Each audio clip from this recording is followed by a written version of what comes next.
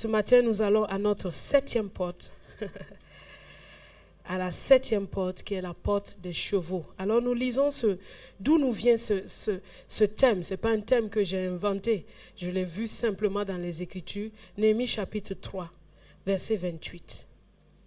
On parle de Néhémie qui a rebâti les portes de Jérusalem. Et nous voyons là, au-dessus de la porte des chevaux, les sacrificateurs travaillaient chacun devant sa maison. Au-dessus de la porte des chevaux, les sacrificateurs travaillaient chacun devant sa maison. Psaume 20. Psaume chapitre 20.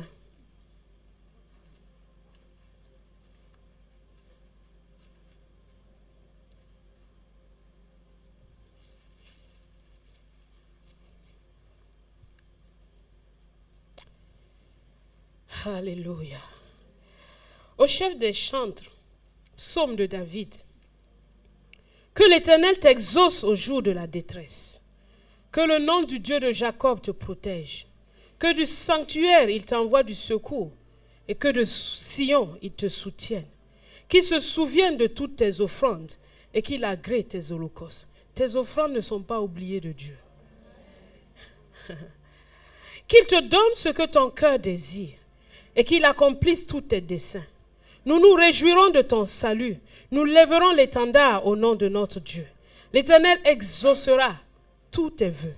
Je sais déjà que l'Éternel sauve son oint. Il l'exaucera des cieux, de sa demeure sainte, par le secours puissant de sa droite. Ceux-ci s'appuient sur leurs chars, ceux-là sur leurs chevaux. Nous invoquons le nom de l'Éternel, notre Dieu. Eux, ils plient et ils tombent. Nous nous tenons fermes et restons debout. Éternel, sauve le roi, qu'il nous exauce quand nous l'invoquons. Alléluia. Luc chapitre 10.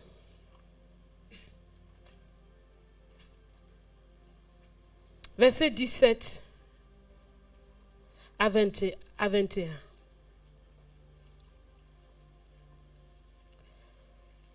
Luc chapitre 10. Verset 17 à 21. À 22. Luc chapitre 10, verset 17 à 22. La Bible nous dit ceci. Les 70, Jésus a envoyé 70 disciples dans les villes où ils devaient aller, 2 à 2. Et quand ils sont allés, ce sont de ces 70 dont il est question. Les 70 revinrent avec joie, disant, Seigneur, les démons même nous sont soumis en ton nom. Et voici, Jésus leur dit, je voyais Satan tomber du ciel comme un éclair.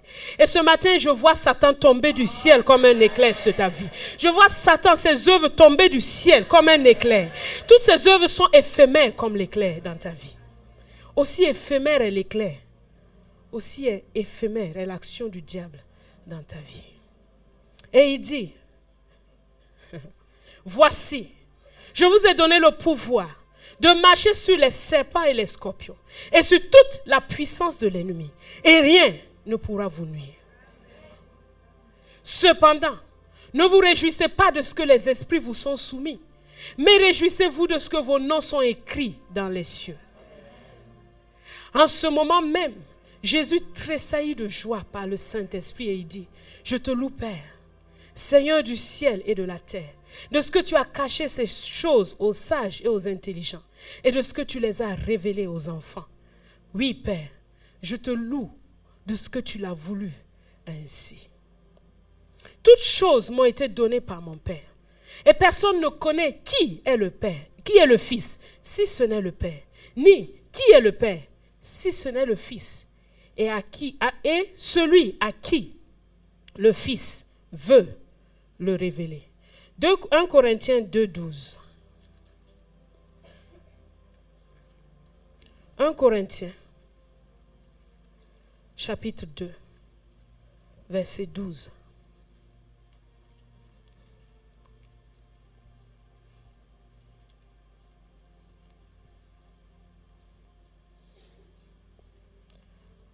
Or, nous n'avons pas reçu l'esprit du monde, mais l'esprit qui vient de Dieu, afin que nous connaissions les choses que Dieu nous a données par sa grâce. Or, nous n'avons pas reçu l'esprit du monde, mais l'esprit qui vient de Dieu, afin que nous connaissions. Le Saint-Esprit est en toi, afin que tu connaisses les choses que Dieu t'a données par sa grâce. Ce matin, nous allons partager sur cette porte, la porte des chevaux, qui est la porte de l'autorité. La porte des chevaux est la porte de l'autorité. Nous avons vu plusieurs choses importantes dans les portes de Sion. Nous avons vu que nous appartenons à Dieu. Nous avons vu qu'il a un emploi éternel pour nous. Nous avons vu que c'est celui qui nous enseigne. Nous avons vu que c'est lui qui nous fait passer dans les vallées et qui nous fait triompher. Nous avons vu que c'est lui qui chaque jour veut que nous fassions la différence entre ce qui est vil et ce qui est précieux. Nous avons vu que le Saint-Esprit en nous est une source de vie. Et nous avons vu que nous sommes appelés pour être aussi des fleuves, des sources de vie pour les autres. Laisser couler la grâce de Dieu. Il faut que les eaux coulent de nos vies. Mais à cette porte, Jésus vient nous dire ceci. Il dit, je t'ai donné de l'autorité. Il dit, voici, je vous ai donné le pouvoir sur les serpents et les scorpions et sur toute la puissance de l'ennemi. Ce n'est pas l'un sans l'autre, c'est l'un avec l'autre. Et l'autorité que nous avons reçue n'est pas une autorité qui dépend de nous ou qui vient de nous, qui vient de nos mérites. Elle vient de Dieu. Et c'est en son nom qu'il nous a donné cette autorité.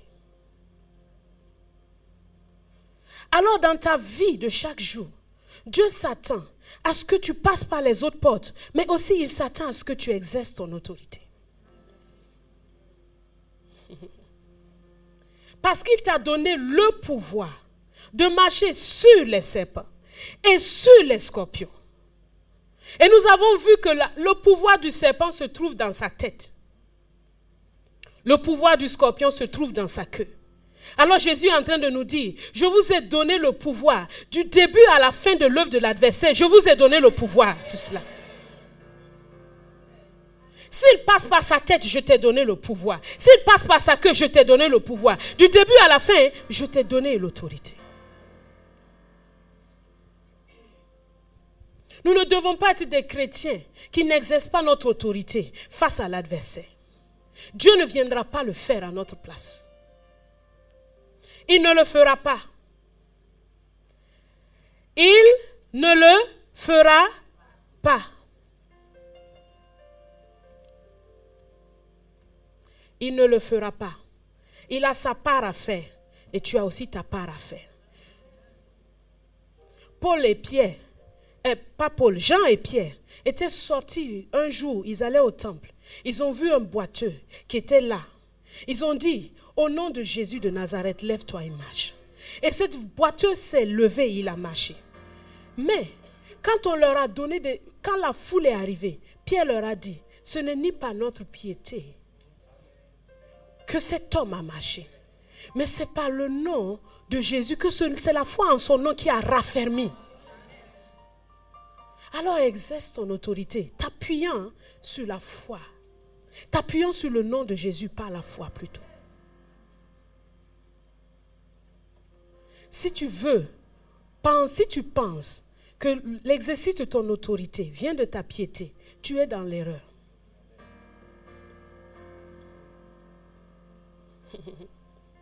Tu es dans l'erreur. Jésus dit c'est important, mais ce n'est pas notre sujet de joie. Est-ce que vous m'entendez ce matin? Est-ce que vous m'entendez? Quand les disciples sont allés et qu'ils sont revenus émerveillés, ils n'étaient pas nés de nouveau. Jésus n'était pas encore mort. Aucun d'eux n'était né de nouveau. Mais simplement Jésus leur a donné le pouvoir en son nom. Ils sont partis avec la foi que le nom de Jésus marche. Ils ont fait ça, ils ont vu des résultats. Ils sont revenus tout contents. Jésus les recadre, mais Jésus ne dit pas, n'exercez pas votre autorité. Jésus leur dit, votre sujet de joie se trouve dans le fait que vos noms sont inscrits dans le livre de vie. C'est là votre sujet de joie. Mais ce qui est important aussi, c'est que Jésus dit, je me réjouis, il tressaille d'allégresse par le Saint-Esprit. Il dit, je me réjouis de la révélation que tu as donnée à ces enfants. il faut que tu aies une révélation de ce nom et de ce qu'il y a à l'intérieur. Jésus dit, je vous ai donné le pouvoir sur les serpents et les scorpions et sur toute la puissance de l'ennemi. Et comment? Rien ne pourra vous nuire. Une des puissances de Satan dans les vies s'appelle le péché. Oui ou non? Car le salaire du péché, c'est la mort. Le péché dans la vie d'un enfant de Dieu le conduit toujours à la mort. Mais le don gratuit de Dieu, c'est la vie en Jésus. Alors, quand Jésus dit, je t'ai donné le pouvoir sur toute la puissance de l'ennemi, il veut aussi dire, je t'ai donné le pouvoir sur le péché. Est-ce que tu sais ça? Est-ce que tu sais que tu as le pouvoir sur le péché? Le péché n'a pas de pouvoir sur ta vie. Nous allons le voir. Romains chapitre 6. Romains chapitre 6.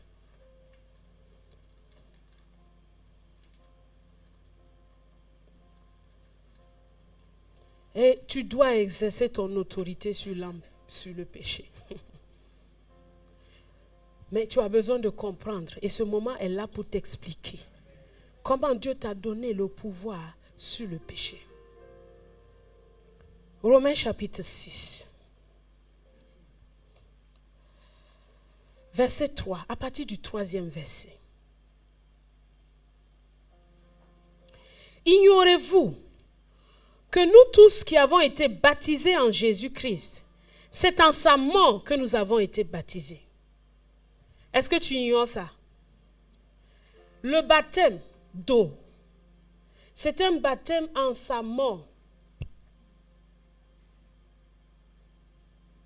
Quand on te plonge dans l'eau, tu es en train de t'identifier, tu es en train de dire, quand Jésus est mort il y a 2000 ans et qu'il m'avait mis là-bas, moi aussi je suis d'accord avec ce qu'il a fait. Et c'est en quoi? En sa mort. Et nous avons donc été ensevelis avec lui. Non seulement morts, mais ensevelis. Pendant 3 jours, j'étais dans le tombeau avec Jésus.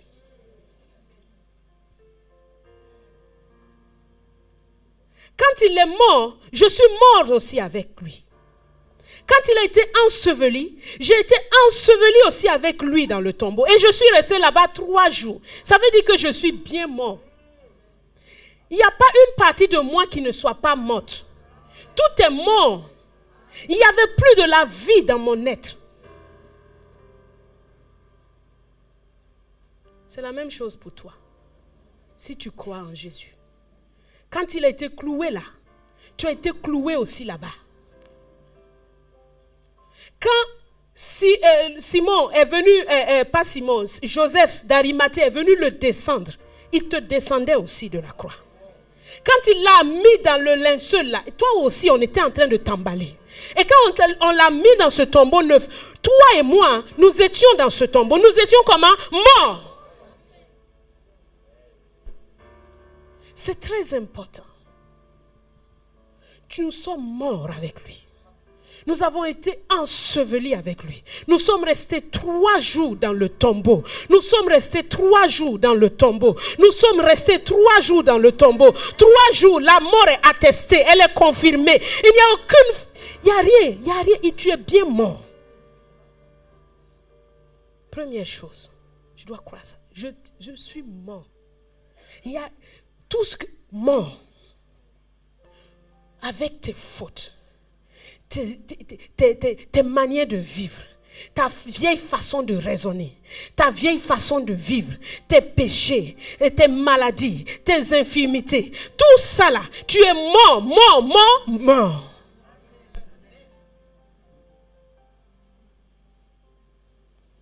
Verset 4. Nous avons donc été ensevelis avec lui par le baptême en sa mort, afin que Christ, comme Christ est ressuscité des morts par la gloire du Père, de même nous marchons en nouveauté de vie. Ce matin, nous allons plus nous appesantir sur l'aspect de sa mort. Et quelles sont les implications sur notre vie? En effet, si nous sommes devenus une même plante avec lui dans la conformité en sa mort, nous le serons aussi par la conformité en sa résurrection. Sachant que notre vieil homme a été quoi? Crucifié. Afin que le corps du péché fût détruit. Le corps du péché est comment? Détruit. Le corps là, qui t'a mené au péché là, a été comment? Détruit. Il a été flagellé. C'est sur lui qu'on a craché. C'est lui qui est mort là. Et il a été comment? Détruit. Pour que nous ne soyons plus esclaves du péché. Voici le mot péché qui arrive maintenant. Ça veut dire que le péché est un maître, c'est un gourou, c'est un esclavagiste. Lui, il est un maître intransigeant et méchant. Et dans notre ancien être là, quand nous vivions avant là, nous étions comment? Ses esclaves. Donc, ton ancien toi là était esclave de qui? Du péché. Donc, imaginez maintenant que tu étais un esclave dans une maison. Et tu étais flagellé. Chaque jour, tu étais obligé de faire ce que le péché te disait de faire. Il y a d'autres qui étaient esclaves dans la maison du péché, de l'impureté, de l'impudicité, du viol, du mensonge, du vol, de toutes ces choses méchantes, de la colère, de la méchanceté, de l'orgueil, de l'arrogance. Ils avaient pour maître ces gens-là. Mais, qu'est-ce que Jésus est venu faire? Se mettre pour nous délivrer. Nous sommes morts. Quand un esclave meurt là-haut, est-ce que le maître a encore un esclave? Est-ce que le maître a encore un esclave? Non. Le salaire du péché, c'est la mort. Le maître nous a payé ce que nous méritions. Nous sommes morts. On est morts. Le maître n'a plus d'esclave parce que son esclave est comme un mort. Qu'est-ce qu'il a fait avec son esclave? Il a amené son esclave, il l'a enterré. Donc, le maître n'a plus d'esclave. Et je ne suis plus esclave du péché. Parce que j'ai été crucifié, je suis mort. Donc, le péché même sait que son esclave là, il est mort. Le péché sait que son esclave est mort. Il n'a plus d'esclave. Il vient, il compte, il dit celui-là est mort hier, l'autre là est mort hier, l'autre là est mort. Ah, vraiment. Le péché n'a plus d'esclave. Alors, un phénomène important se passe. 3 jours après, cet esclave qui était mort revient à la vie par la puissance du Saint-Esprit. Et le péché voit son esclave d'hier qui a changé de forme parce qu'il n'a plus le corps du péché. Qui est en train de circuler dans la ville. Est-ce que c'est encore son esclave? Non! Ça ne peut pas être son esclave. Ça ne peut plus être son esclave. Son esclave, il est mort. Il a été enterré. Il a été enseveli. Son esclave n'est plus là. Mais il le voit marcher. Il le voit circuler dans la ville. Il le voit circuler dans la ville. Le péché peut dire, c'était mon ancien, mais ce n'est plus, ça ne peut pas être lui, parce que le corps du péché a été détruit. Je ne suis plus esclave, je ne suis plus esclave, je suis un homme libre, je marche maintenant. C'est ce que Paul essaie de nous expliquer. Il dit, celui qui est mort, verset 7, est libre du péché. Il est libre du péché. Tu es libre de l'impureté. Tu es libre de la corruption. Tu es libre du vol. Tu es libre de l'immoralité. Tu es libre de tous ces péchés qui t'ont tenu captif. De la colère, de la méchanceté. Tu es libre parce que tu es mort. Tu es mort. Tu es libre.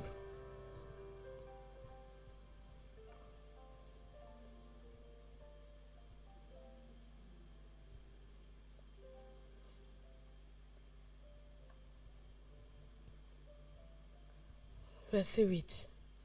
Or, si nous sommes morts avec Christ, nous croyons que nous vivrons aussi avec lui. Sachant que Christ, ressuscité des morts, ne meurt plus. La mort n'a plus de pouvoir sur lui. Car il est mort, et c'est pour le péché qu'il est mort, une fois pour toutes. Il est revenu à la vie, et c'est pour Dieu qu'il vit.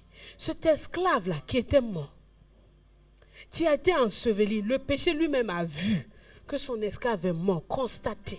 Lui-même l'a accompagné, allez voir où on l'a mis. Il sait très bien qu'il n'a plus d'esclave. Mais cet esclave-là, Dieu le ramène à la vie et lui donne un autre corps. Ce n'est plus le corps du péché. Parce que le corps du péché a été quoi? Détruit. Et cet esclave est ramené à la vie pour faire quoi? Pour vivre pour qui? Pour celui qui l'a ressuscité d'entre les morts. Il a changé de maître. Il a changé de maître. Et tu dois savoir que tu as changé de maître. Dans le domaine spirituel, tu as changé de maître. Mais imagine maintenant que toi qui es libre, tu es en train de te promener. Au lieu d'aller te mettre au service de celui qui t'a ressuscité d'entre les morts, tu retournes encore dans la maison de l'esclave. Tu penses qu'il va dire non, ne viens pas? Tu penses qu'il va te dire non, mais tu étais mort, je ne te veux plus. Non! Un esclavagiste prendra toujours l'esclave qui revient. Et là, il le fouettera 1000 fois plus. Tu es libre du péché. Le péché n'a plus de pouvoir sur toi. Sauf si tu retournes dans sa maison, tu dis me voici. Si tu dis me voici, il va dire d'accord, rentre. Et ta situation est pire. Donc, c'est pour ça qu'il nous dit au verset 11, ainsi regardez-vous vous-même comme mort au péché. Regarde-toi toi-même comme mort au péché. Regarde-toi toi-même comme mort au péché. Tu es le péché. Toi, je n'ai plus un domicile chez toi. Je suis mort. Regarde-toi toi-même comme mort au péché. C'est là le problème. Le péché lui-même sait que tu n'es plus à lui. Mais toi, est-ce que tu le sais? Est-ce que tu le sais chaque jour? Est-ce que tu marches dans une nouvelle conscience, dans une nouvelle mentalité? Un esclave, il ne choisit rien. Il n'a pas le droit de choisir. Tout ce qu'on lui dit, c'est lui, il fait. Il ne s'occupe de rien. Comme disait quelqu'un. On lui donne à manger, on lui dit fais ceci, on lui dit fais cela. Et cette mentalité d'esclave a besoin d'être renouvelée pour que tu saches que maintenant tu es libre. Le péché n'a plus de pouvoir sur toi. Tu dois bien regarder ce problème, ce péché-là en face et tu dis, tu n'as plus de pouvoir sur moi. Je ne suis plus chez toi. Je ne suis plus ton esclave. Je suis esclave de quoi? De la justice de Dieu.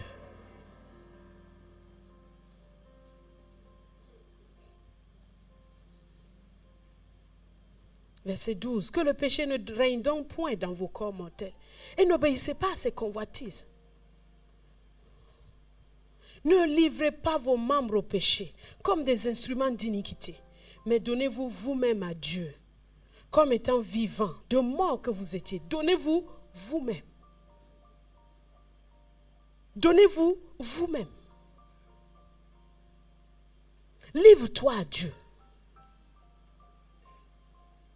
Le péché, lui, va faire une pub, propagande. C'est ça, ses convoitises. Chez moi, ici, il y a ceci, il y a cela. Tu sais très bien que c'est une pub quoi? Pourquoi tu réponds? Es-tu mort avec Christ? C'est en sa mort, nous avons été ensevelis avec lui.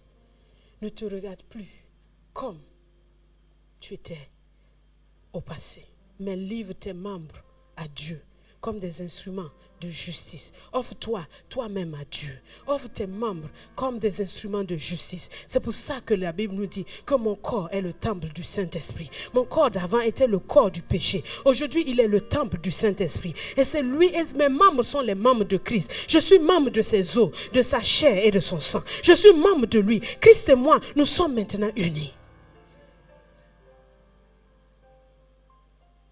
Mais sache que tu n'es plus un esclave. Tu dois exercer ton autorité sur ton ancien maître parce qu'il n'a pas de pouvoir sur toi. Tu dois exercer ton autorité sur ton ancien maître parce qu'il n'a plus de pouvoir sur ta vie. Nous allons prendre une illustration dans Exode chapitre 14. Nous voyons là un peuple d'esclaves qui sortent de quelque part. Comment Dieu les a exercés à l'exercice de leur autorité. Comment Dieu s'est occupé d'eux. Exode chapitre 14. La Pâque a eu lieu. Le sang de l'agneau a été versé. Et ce sang-là préfigurait la mort de ce peuple. Le sang-là représentait toutes ces familles.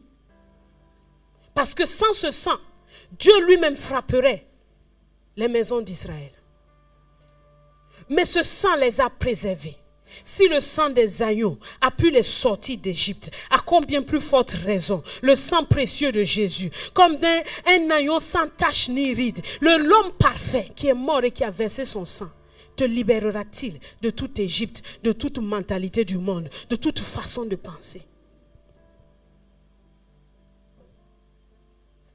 Exode chapitre 14, la Bible dit ceci.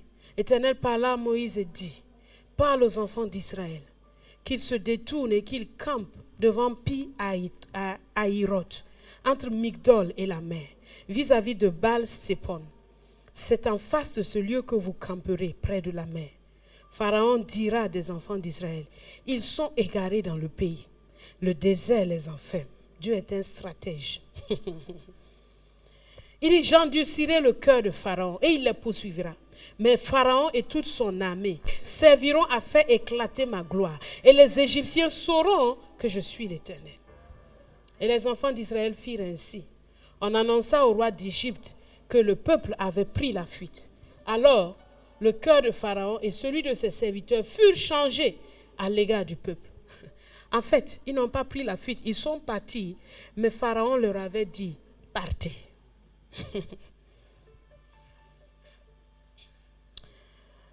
Ils disent, qu'avons-nous fait en laissant aller Israël dont nous n'aurons plus les services? C'est de la même façon le péché agit aussi. Qu'avons-nous fait? Il est né de nouveau. Qu'avons-nous fait? Pourquoi on le laisse partir? On va le rattraper. C'est pour cela que tu arrêtes avec ce garçon-là, mais il te court encore derrière. Ce n'est pas lui, c'est Satan qui veut t'attraper.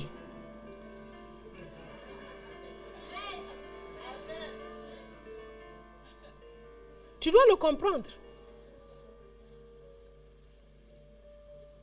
Tu dois le comprendre. Tu as arrêté ça, mais tu n'as plus d'argent. Donc lui, il vient te dire, je peux te donner de l'argent. Tu as quelque chose à dire. Tu as une autorité à exercer.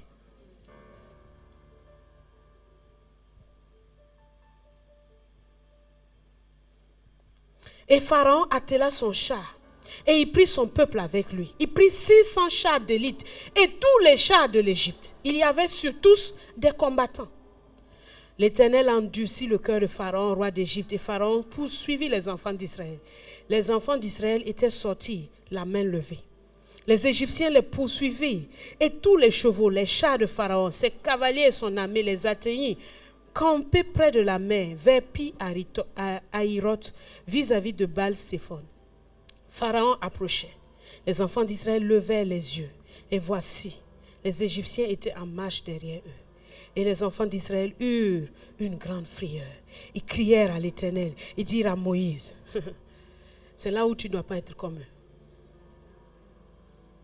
Face au premier obstacle de ta décision, tu dis, Dieu, où est-ce que tu es? Voilà, ça fait 2 jours, je n'ai pas mangé. Et puis quoi encore?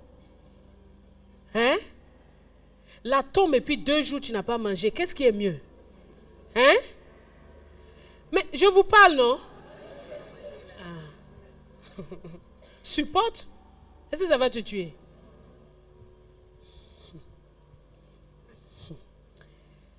Ou bien c'est parce que tu n'as plus les pantalons chics que tu portais avant. Et puis quoi encore? Hein? Et puis quoi encore? Et ils dirent à Moïse, n'y avait-il pas de sépulcres en Égypte sans qu'il fût besoin de nous mener mourir au désert? Ils veulent mourir, ces gens. Donc, Tu dois savoir dans la vie, tu as le droit de choisir. Si tu veux vivre ou si tu veux mourir. C'est facile quand on dit comme ça, mais si tu regardes dans ta vie de tous les jours, tu vas voir que parfois tu ne fais pas tant le choix de la vie. Quelles sont les paroles qui sortent de ta bouche? Tu ne fais pas tant le choix de la vie. Et pourtant, il t'a choisi, il t'a fait sortir de la mort. Pourquoi vouloir retourner là-bas? Il dit, que nous as-tu fait en nous faisant sortir d'Égypte?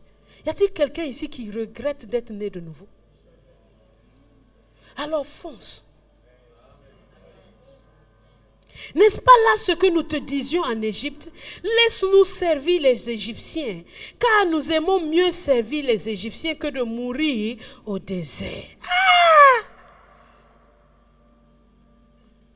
C'est pour ça que Jésus nous dit, ne vous inquiétez de rien.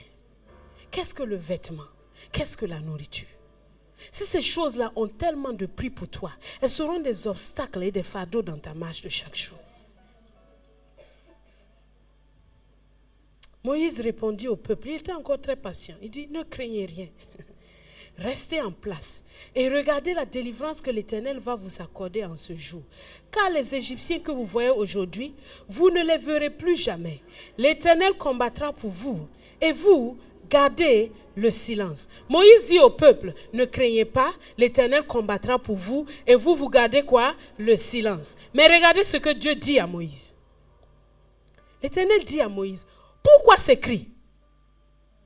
Quand tu es en train de crier, oh Dieu, je n'ai plus un pantalon. Oh Dieu, depuis que j'ai choisi de te suivre maintenant là, je ne sais même pas où dormir, je suis devenu un SDF. Oh Dieu, Dieu dit, pourquoi ces cris? Pourquoi ces cris? Pourquoi ces cris? Il n'a pas besoin d'entendre ces cris-là. Regardez l'attitude qu'il attend de nous. Il te dit, parle aux enfants d'Israël et qu'ils marchent. Que tu avances. Dieu s'attend à te voir avancer sur le chemin. Il ne s'attend pas à te voir crier. Il dit avance. Continue de marcher dans la direction de la liberté. Continue de marcher dans la direction du service. Avance. Fais un pas en avant. N'attends pas que Dieu vienne te dire. Quand Moïse le dit, on dirait qu'ils vont rester comme ça sur place et puis Dieu va venir les délivrer brusquement tout à coup. Non. Dieu dit non, non. Tu as une action à poser. Je veux te voir continuer à progresser, à persévérer dans la foi. Je veux te voir continuer à marcher. Je ne veux pas entendre des cris. Je dis lève-toi et marche. Marche. C'est pour ça que tu peux rester des mois et des mois. Tu cries, tu dis, mais Dieu, tu ne m'entends pas. Lui dit, marche. Lui dit, avance, progresse, continue, persévère. Continue dans cette direction. Et toi, tu dis, maintenant, on va mourir. Il dit, avance. Mais il y a la main devant nous. Il dit, avance. Mais à cet obstacle, avance. Continue d'avancer, persévère. Exerce ton autorité sur ton ancien maître d'hier. Avance. Tourne-lui le dos et continue d'avancer. Tourne-lui le dos et continue d'avancer. Dans la direction de la liberté. Dans la direction du service. Tourne-lui le dos. Et avance. Et il dit à Moïse, toi aussi, au lieu de dire que c'est moi qui va faire, toi aussi tu as quelque chose à faire. Et toi, lève ta verge. Dieu ne va pas lever la verge à notre place. Non. Il dit, lève ta verge. Étends ta main sur la main. Et quoi? Quoi? Est-ce qu'il a dit, c'est moi qui vais venir fendre la main? Est-ce que vous avez bien lu ça? Étends ta main et fends-la. Donc Dieu donne l'ordre à Moïse de faire un chemin. Dieu dit à Moïse, lève ta verge, étends ta main, fends-la. Le vent, ce n'est pas Moïse qui l'a fabriqué. Mais il y avait une action préliminaire que Moïse devait faire pour que tout ça se mette en action. Et il y a toujours un pas que tu dois faire dans l'obéissance de Dieu pour que les choses se mettent en marche. N'attends pas de voir pour que ça se mette en marche. Crois et agis. Crois et agis. Crois et agis. Crois, parle et agis. Il dit, fends-la. Fends la main. Brise cet obstacle. Passe. Fends-la. Et une mentalité de gens qui trouvent des solutions. qui ne se laissent pas arrêter quand ils savent qu'ils sont en train de marcher. La mentalité du vainqueur, c'est la mentalité de celui qui dit, il y a un problème, je trouverai une solution. Fends-la. Et les enfants d'Israël entreront au milieu de la mer à sec. Voici ce que Dieu dit que lui, il va faire. Il dit, moi, j'endurcirai le cœur de Pharaon, des Égyptiens, pour qu'ils entrent après eux. Et Pharaon et toute son armée, ses chars, ses cavaliers feront éclater quoi? Ma gloire. Dieu veut non seulement te délivrer, mais il veut finir avec le maître qui a esclavagisé ta maison pendant longtemps. Il veut finir avec lui. Donc, qu'est-ce qu'il veut que tu fasses? Que tu avances. Et en avançant, lui, maintenant, il s'occupe de ceux qui sont derrière. Alléluia. Alléluia. Donc, Dieu est fidèle. Mais il dit, ton autorité là, tu dois l'exercer contre le péché. Marche. Avance. Fends la main.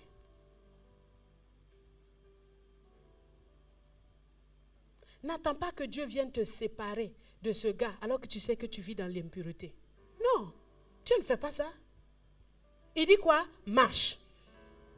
C'est à toi de prendre tes affaires, de mettre sous tes aisselles et puis de dire que tu t'en vas. Dieu ne fera pas ça à ta place. Dieu ne viendra pas contraindre ta bouche à dire la vérité. Non. C'est à toi de te lever. Et d'aller dire, j'ai menti, j'ai fait ceci, c'est pas bien, je demande pardon. Dieu ne fera pas ça à ta place. Trop de gens s'asseyent dans leur maison pour prier. Seigneur, si c'est ta volonté, faut casser cette relation. Dieu ne fait pas ça. Vous le prenez pour qui? Il dit, je hais le divorce. Il dit, toi-même, tu n'as... Non, Dieu n'est pas là pour casser les choses. Hein? Non. Il veut que tu marches à la suite de sa parole. Tu manques de courage, tu peux dire à Dieu, donne-moi du courage. Mais ne dis pas à Dieu, si c'est ta volonté. C'est sa volonté où? C'est écrit que c'est sa volonté. Oui ou non? Non, soyons sérieux. Moi, je te dis quelque chose que je veux ça. Et tu viens me demander encore si c'est ma volonté que je... Non, c'est pas ça. Exerce ton autorité sur le péché là. Et arrête de crier pour rien. Oui, oui, oui. Arrête de lutter pour sortir du péché. Marche seulement dans la vérité. Arrête de lutter pour ne pas mentir. Dis seulement la vérité.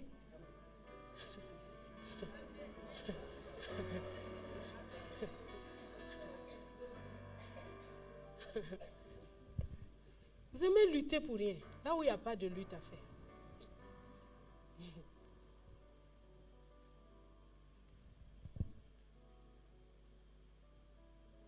Il y a plusieurs domaines dans lesquels le Seigneur nous a donné l'autorité. Mais une chose importante, c'est qu'il faut que tu exerces ton autorité sur le péché. Et ça, c'est son message de ce matin. Marche, avance, fais des pas qui montrent que tu es décidé à avancer. T'arrête pas là pour crier. Fais quelque chose. Fais quelque chose. Fais quelque chose. Dieu dit, pourquoi ces cris? Pourquoi cette multitude de prières vaines? Fais quelque chose. Arrête de faire ce que tu sais qui est mal. Va de l'avant.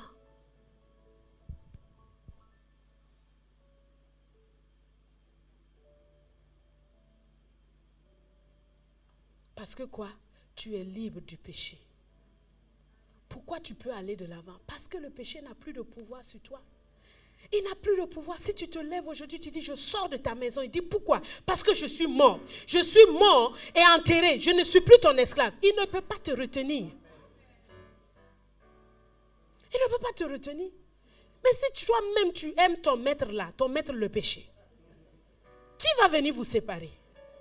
Personne. Si tu aimes cette colère là,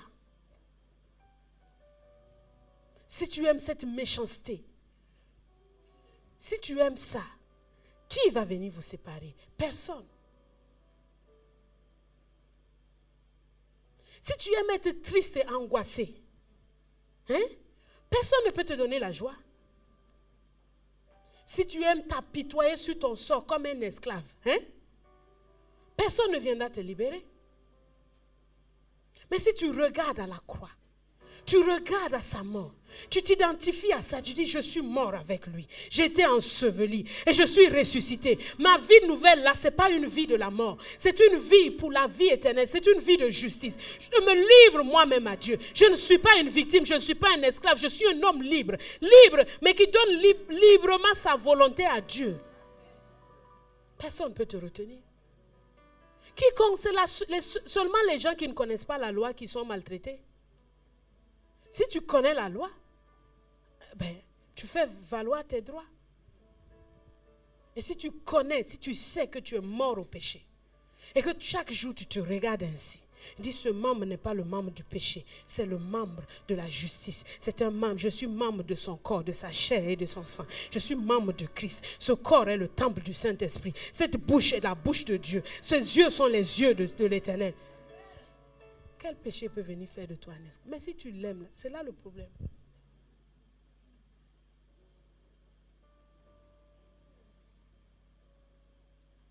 Le Seigneur dit à son peuple ce matin, je t'ai libéré du péché. Vis dans la sainteté. Vis dans la sainteté. Vis dans la sainteté.